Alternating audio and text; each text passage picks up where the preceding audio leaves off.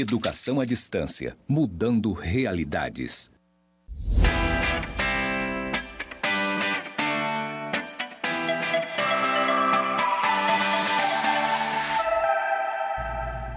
Olá, sejam bem-vindos à nossa web aula 1.3 da nossa unidade temática 1.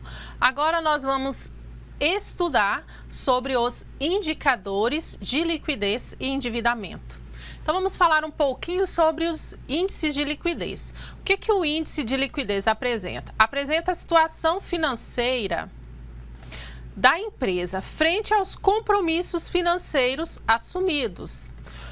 Ou seja, demonstra esses indicadores a capacidade da empresa fazer o quê? Quitar as suas dívidas, suas obrigações, e sinalizam a condição da própria continuidade da empresa. Por quê? Porque se a empresa não tem condições de quitar as suas dívidas, a sua continuidade está em risco, a sua sustentabilidade está em risco. Bom, vamos falar agora outro ponto interessante na questão dos índices de liquidez, é comparar os índices encontrados com empresas do mesmo setor que essa empresa atua.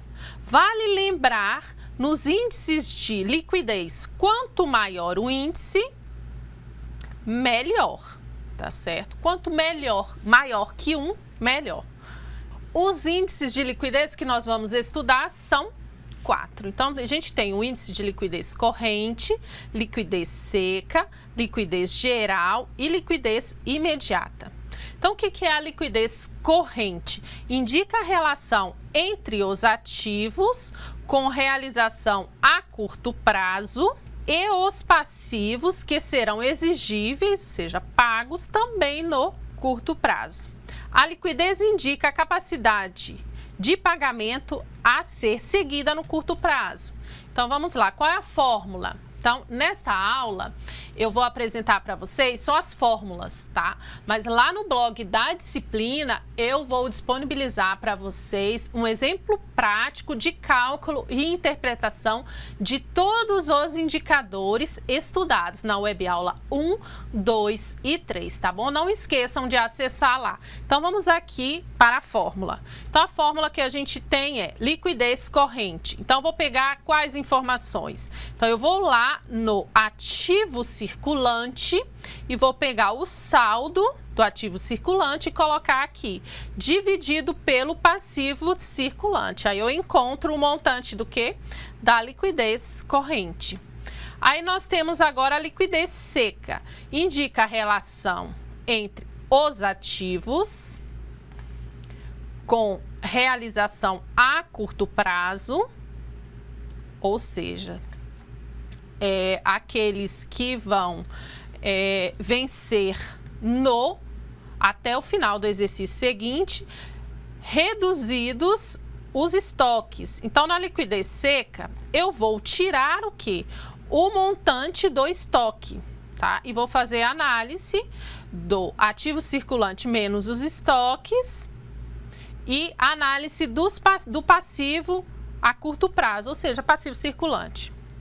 Então, como que eu faço? Então, a fórmula anterior, só que eu vou pegar o quê? Do total do ativo circulante, eu vou lá no balanço patrimonial, tá? Lembrando que os índices de liquidez, eles são calculados do balanço patrimonial, então essas informações são todas do balanço. Então, eu vou pegar o montante lá do ativo circulante menos o meu saldo de estoques dividido pelo passivo circulante. Bom, aí nós temos liquidez geral, indica a relação entre os ativos com realização a curto. Então, aqui a gente já vai analisar curto e longo prazo. E os passivos também de curto e longo prazo, tá? Então, a liquidez geral, eu faço essa análise tanto dos ativos com realização de curto e longo prazo, como do passivo.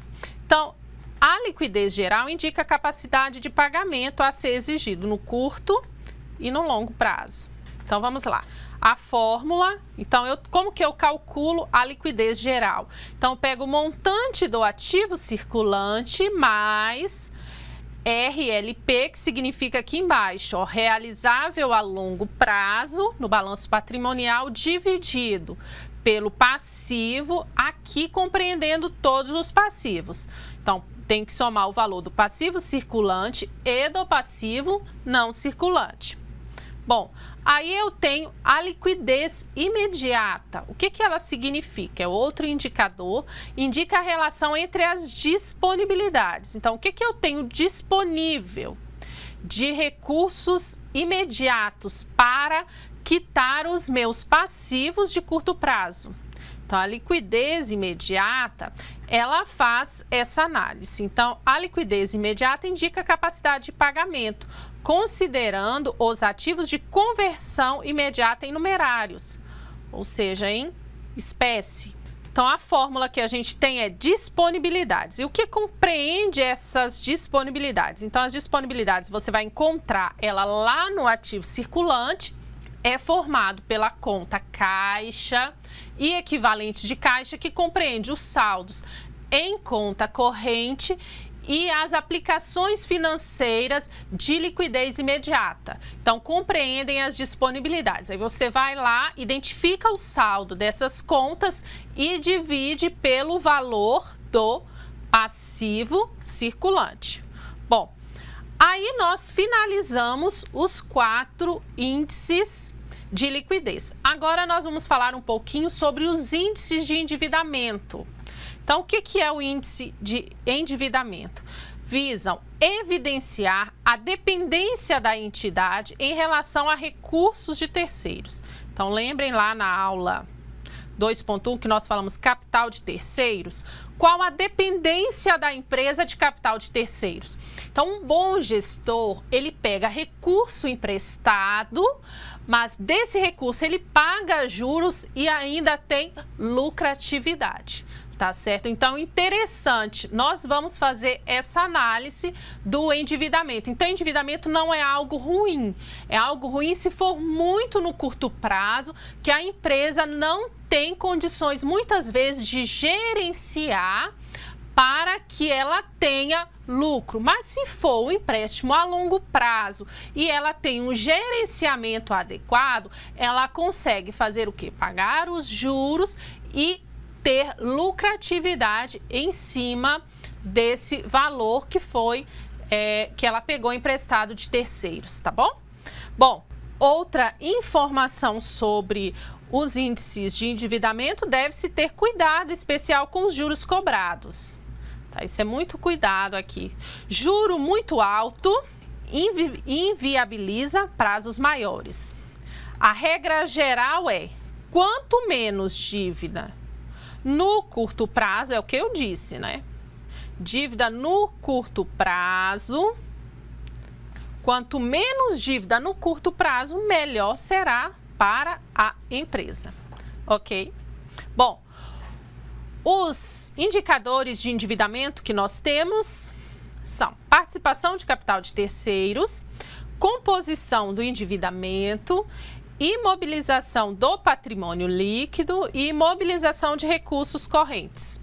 Então, vamos lá. Endividamento, né, mostra quanto a empresa tem de dívidas com terceiros. Então, esse endividamento aqui vai ser o quê? Passivo circulante mais passivo não circulante para cada R$1 de recursos próprios. Então, como que a gente calcula? O endividamento, né, ou participação de capital de terceiros, vai ser capital de terceiros dividido por patrimônio líquido. O que é o capital de terceiros? Então, como eu expliquei anteriormente, é um montante do passivo circulante e do passivo não circulante.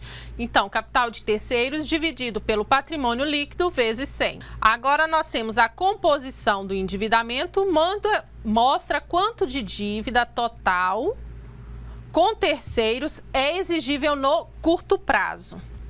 Bom, aí nós temos passivo circulante dividido por capital de terceiros. Então, passivo circulante, só o valor do saldo do passivo. Capital de terceiros é a soma de passivo circulante mais passivo não circulante.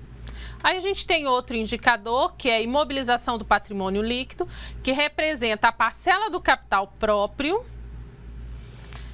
que está investida em ativos de baixa liquidez. Quais são esses ativos de baixa liquidez? São imobilizados, investimentos e intangíveis.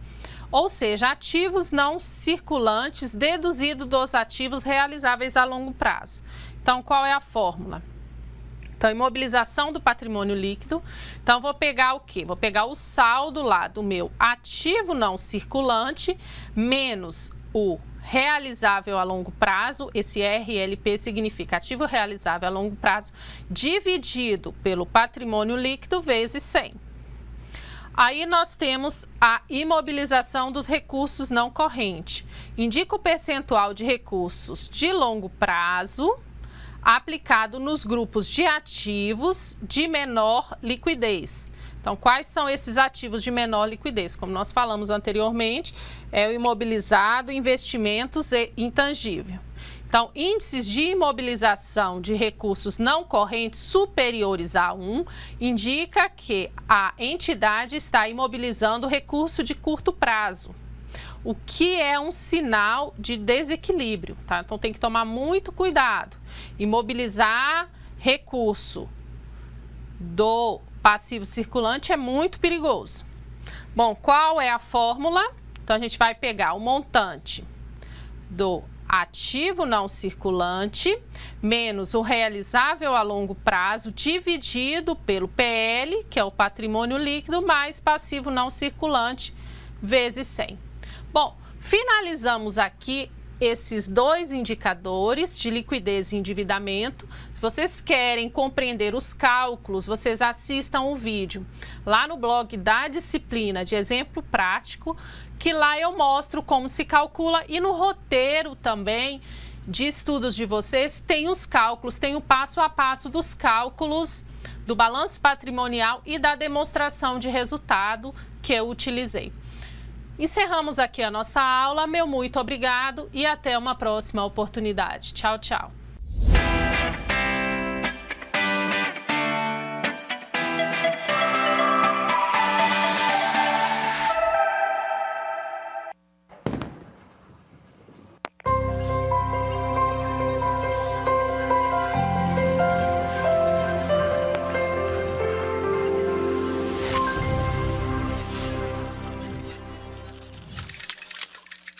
Educação à distância, mudando realidades.